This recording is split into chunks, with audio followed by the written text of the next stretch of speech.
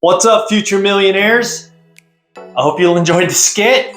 Don't be like Mr. Lee. Hopefully some of you out there right now are listening to this and are making the appropriate changes. And that's what we're gonna try to do on this channel. I just wanna educate you and show you how you should be approaching investing in general. If there's anything specific that we can provide for you, please reach out. We'd love to talk. Okay. Let me start with a 3,000-foot view of what you should be looking for when it comes to investments. And it's very basic, guys. It's almost the same thing as buying a car, right? So before I go out and buy a car, I need to know what I'm going to be using it for. Am I just gonna be getting groceries? Is it gonna haul the kids to all their practices? Is it going to be something that's just gonna carry myself and my wife? You know, all of these questions need to be answered, and investing is just like that. Is this money going to be used tomorrow, in the next 12 months? Is it going to be buying a home? Is this for my retirement? Is this something that I want to leave behind for my kids? You know, is this something that I want to go ahead and pay taxes on now because when I do retire, I don't want to have to pay taxes? All of these questions should be answered so we can decide which vehicle is going to be the best vessel for that money, okay? And so my team and I've searched the internet. I don't know if it's out there. I've looked, I've even Googled it. But the best way for me to show you all is using this whiteboard. If you're already a client of mine, then you know I like using whiteboards because it's a great way for me to educate you all on the different nuances that comes with investing and just general financial planning. And the asset location process really forms in your mind and even in my mind where your dollars are and if they're in the right place, right? So the joke in my industry, or in the office at least, is that my job is to give your dollars a job. Right? So if I'm giving your money a job, I need to make sure they're at the right factory. Right? So let me show you this. It's called the asset location process. And basically, what I'm trying to determine is where your money is and if they're in the right investment vehicles. Okay, so like the chart says, this can be either use or tax, right? So use now, use later, use never. Tax now, tax later, tax never. And I'm just going to give you some examples of what they can be. So your cash in your savings account, brokerage accounts, you know, these are not retirement accounts, and real estate, things that you own right now that are getting taxed annually. They are being taxed as we speak right now. And then there are deferred tax vehicles. These are your retirement accounts, your 401ks, your IRAs, pensions, SEPs, solo 401ks for a lot of you that are self-employed. So these vehicles are tax deferred, meaning you put money in there right now, they will not be taxed until you take the money out. And then finally, the tax never category, those involve the Roth IRAs, right? So you get taxed right now, the money that goes in there grows, and whatever it grows to, you will never get taxed on that amount. A few other items are insurance. Insurance is a great tool for us to either use as tax-free income or use as part of a legacy strategy that you can leave behind to your loved ones, family members, 100% tax-free. And then you'll see the other ones that you're probably familiar with, which is the HSA, health savings account, and then your 529 plans, right? So 529 plans are your college saving plans. They are also part of a tax deferred or tax never strategy because you put money in there, and as long as you use it for school related costs, it will be tax free. And one thing that I didn't add in there, which is really important, is long-term care, right? So that falls under the insurance category. As long as it's deemed by a doctor that it is a necessary cost for long-term care purposes, you will not get taxed on that. So just pause, take a screenshot of this. I know it's a little rough, but you know, I haven't found a good way yet to show you guys on YouTube. I'm sure I will get a digital version of this, but just take a quick snapshot of how your money should be working for you and where in the process of picking the vehicles they should be based on what you think you're going to be using it for. Okay, so use now, later, never. Tax now, later, never. All right, so let me just put that down for just a second and talk about the efficiency of moving your assets to the tax never category, okay? So that's basically, in a nutshell, what we're trying to do from a financial planning standpoint when we're talking about tax planning and creating efficiency. So I'll talk about all the other stuff, investing, growing your wealth, all of the other things that encompass financial planning, but I just want to stick to this topic of creating tax efficiency, right? So making sure that your dollars are not taxed unnecessarily. It's another way of saying that, right? Now, we're not talking about evading taxes or avoiding taxes. That never happens. That's not what we do here at the firm. What we try to do is mitigate your taxes. I want to make that clear distinction in case compliance watches this video. Let me go back to the chart. So a lot of you have probably this column and this column, right? That's 99% of my clients. They have a lot of money in their savings accounts, or their retirement accounts. They have a lot of cash. It's sitting in gold or silver, whatever, but not a lot in the tax never category. And that's not uncommon. And the reason for that is because we don't typically know how to get it to that side of our asset location worksheet, right? Because it takes a little bit more work to get to that side of the equation. And the example I'll give you is that if you have an IRA right now, you will have to do a Roth conversion to get it over to this column, right?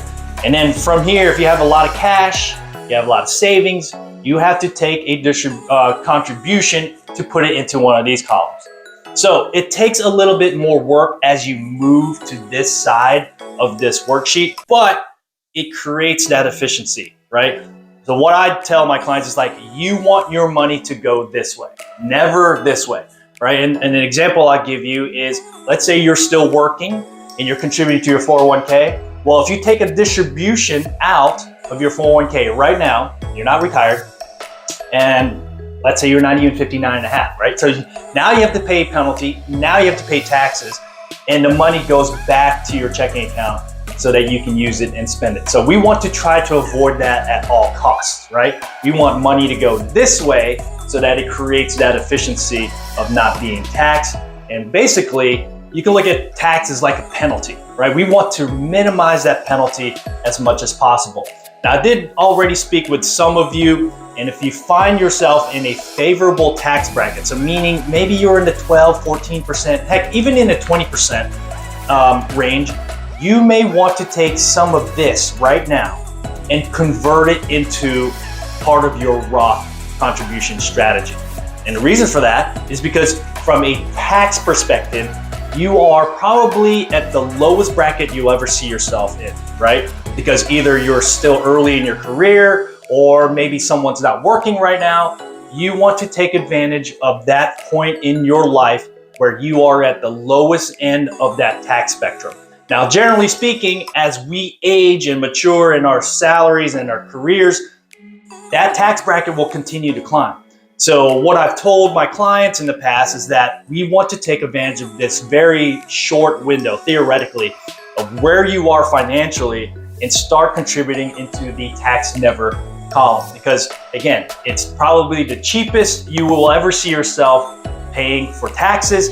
And also, you're going to be priced out because as you earn income, you will be phased out of contributing into the Roth IRAs. Now, there is something that we can do to replace that, and I've already talked about that on this channel. I won't go into detail here, but basically the insurance product offers another strategy for tax-free income that I'll talk about. It's got many names. If you've been watching this channel, you know it's Infinity Banking, the Rich Man's Roth, the Super Roth, and all of those things. So we'll talk about that. I won't talk about that in detail in this episode, but I just wanted to just show you and demonstrate that as we progress to this side of the chart here, we create tax efficiency and proper financial planning for tax mitigation strategies.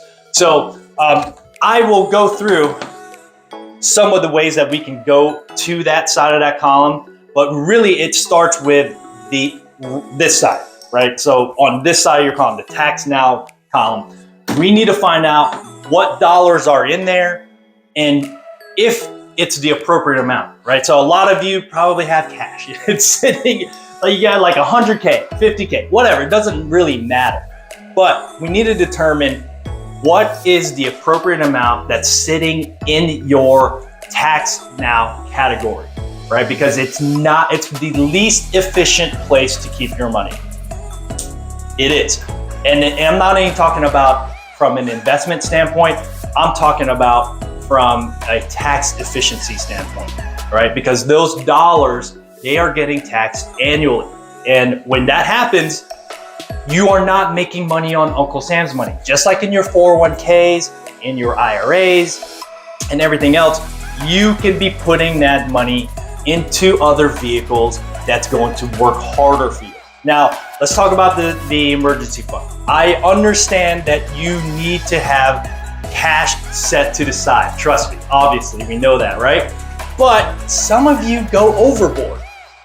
We look to see if you have at least 3 to 6 months of emergency funding, okay? 3 to 6 months.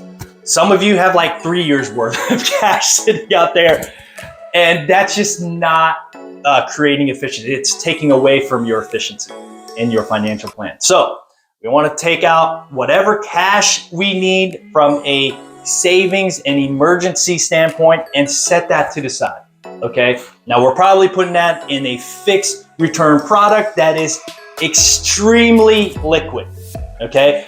I don't want you putting your emergency fund inside of a laddered CD, okay? I know it's there, you can get to it, but I like your emergency funds be placed inside of a checking or savings account, okay? Something that you can access by going to the bank today, because it's an emergency. I mean, emergencies aren't 3-day emergencies. Emergencies are like, I need the money right now. I'm going to the bank and getting it right now. Okay, so once we have that amount squared away, 3 to 6 months, guys, then we can look at whatever's left over and put it into one of the vehicles that we've just mentioned. Now, if you're already contributing to your 401k, good for you, that's great. Then we're gonna ask you, are you maxing it out? You know, because there is a maximum amount that you can put into your 401ks. We're also gonna ask you, are you contributing to other vehicles outside of your 401k, like an after-tax account or a 529, your college savings account? Because it's going to answer for us, what are your priorities, okay? I know, retirement's not the only thing that you should be thinking about. I have kids too. Like, I have to worry about what tuition am I gonna have to be paying here very shortly. You know, there's a car that I need to buy here very soon. There are things that we need to balance in conjunction with our 20-year, 30-year, horizon for retirement. So I get that. But in general, we want to know from, again, a 3,000-foot view, what your current strategy is. And does it make sense? Just because you were doing that for the last 10 years doesn't mean you should be doing that for the next 15, 25 years, right? I would argue it's the exact opposite, because rarely does an investment strategy that was good for you 15 years ago is still good for you today, right? And I've already mentioned this on the channel many times, but for you first-time watchers, it's because laws change, vehicles change, investments change, new products come up all the time. And in the insurance world, if you look at one policy today compared to a policy a year ago or even a year ago from that, they look nothing alike. And that's because the industry is constantly changing. COVID changed the landscape for a lot of the industries inside of the financial world. And so we have to adapt to those changes. As your advisor, we have to know what changes are taking place in our specific industry and what strategies we should look to pursue. And I'll give another example. The current tax structure that we have is going to sunset or expire 2025. So the brackets that we're in right now, it's not permanent, guys. I think a lot of you know that. It is set to expire 2025. So a lot of my clients, when we're having a discussion around where they are in the tax bracket, we may look at taking a more aggressive approach if you believe, and I am in that camp, if I believe and you believe that taxes are going to go up when the current brackets sunset, then we may want to take a more aggressive approach of creating tax efficiency now in this very small window of time, right? So if the changes take place in 2025, probably want to go ahead and start taking steps today, this year, and next year to be a little bit more aggressive in converting and creating efficiency to move money from the tax now, tax later category to the tax never, right? Because we want to take advantage of this small window of tax efficiency that we think is going to be, a lot lower, significant lower, or whatever. It's lower, maybe cheaper to move money from these boxes into the tax never box, okay? So something to consider in the conversation that you should be having with your advisor. Another thing is when we're looking at tax never money, I know it's painful because you have to pay taxes on the dollars now, but I do want to ask, and typically this is the math behind this strategy, which is if I were to tax $100,000, let's say over the accumulation of time, you've contributed $100,000 into one of the tax never vehicles and you pay the taxes up front, would you rather pay taxes on $100,000 or $1 million, right? If you put it that way, the answer is pretty clear, pretty easy. In my opinion, and mathematically, I would rather pay taxes on $100,000, even though I'm paying it right now. It's quite painful. I get that. That is certainly not lost on me. I understand. Paying taxes is always painful, right? Always. But there could be a reason why you're doing it now versus later. The theory behind paying it now versus later is that taxes are going to be higher from a congressional or from a tax code point of view. The counter argument to that is that later in life, when I'm retired, my wife is retired, our salaries were going to come off the table, right? So now we are theoretically on the lower end of that tax bracket. Okay, so that's the argument for not doing it that way. And if you do fall in that category, then when you take your 401k money out, your IRA money out, the non-Roth dollars, right? They haven't been taxed yet, so you're gonna be taxed when they come out. And if you believe that when you are retired, you're gonna be at that lower end of that tax bracket, then obviously you're gonna pay less in taxes, right? So that's the counter argument to that. The problem is, I don't know what the tax rate's going to be when you retire or when I retire, right? So what we think is a lower tax bracket today may not even be an option 20 years from now, 30 years from now, when you retire, okay? So a lot of people, including myself, we want to take that problem out of the equation. I want to go ahead and tax the dollars right now. I know where taxes are right now, and if I can put this bucket of money in the tax never category, and I'll never have to worry about taxes again. Congress can pass all the laws they want. Tax code can change as much as they want. I will never have to worry about these dollars being taxed. And here's the great part about that. As a financial planner, when we have something that is set in stone, I don't have to run numbers, guesses, project, potential changes in the amount. $1 million in your Roth IRA is $1 million, okay? $1 million in your 401k is not necessarily $1 million because that still needs to be taxed. before it gets to your bank account.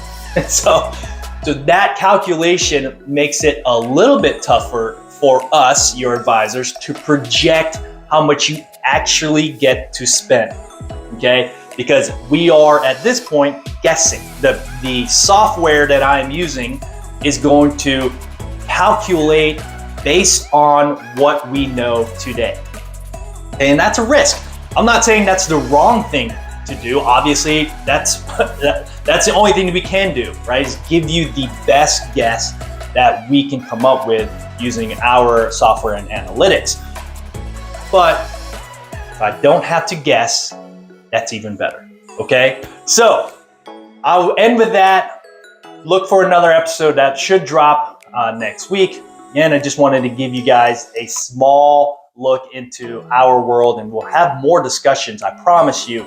But start here. The 3,000 foot view is, I have a few dollars, this bucket, this bucket, this bucket. How do I create efficiency? How do I give the right job to my money? And if you need help, reach out to us. We'd love to have that conversation. All right, guys, that's it for today. I'll see you guys on the other side.